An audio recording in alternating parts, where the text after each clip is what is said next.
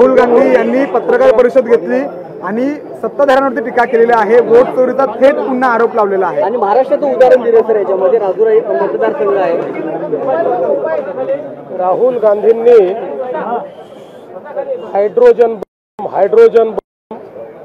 Hydrogen सांगितला तर अख्खा भारत घाबरलेला होता की आता हे कोणता हायड्रोजन फोडणार, पण लवंगी फटाका देखील ते फोडू शकलेले नाहीत। उसका बार हा त्यांनी लावलेला आहे।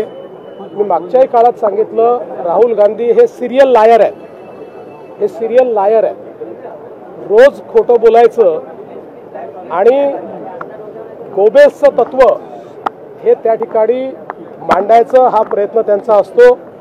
इतके वेळा इलेक्शन कमिशननी त्यांना नोटीस दिली, एकही पुरावा ते आजपर्यंत देऊ शकले नाहीत। एकही नाही। इलेक्शन कमिशनमध्ये देऊ शकलेले नाहीत, न्यायालयात देऊ शकलेले नाहीत। तरीही राहुल गांधींचं एका गोष्टीकरता मी कौतुक करतो की प्रत्येक वेळी येऊन माध्यमांसमोर खोटं बोलण्याची जी त्यांची हिंमत आहे ही खरोखरच वाखाणण्यासारखी आहे। अशा प्रकारचा नेता यापूर्वी मी कधीच बघितलेला नाही। ते किती खोटं बोलले तरी जनतेचा त्यांच्यावर विश्वास नाही।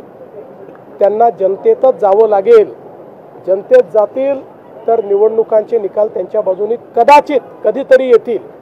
पण अशाच प्रकारे खोटं बोलत राहिले आणि आपल्या मनाचं कार्यकर्त्यांचं समाधान करत राहिले तर कधीच या ठिकाणी त्यांच्या बाजूने निकाल येऊ शकत नाही।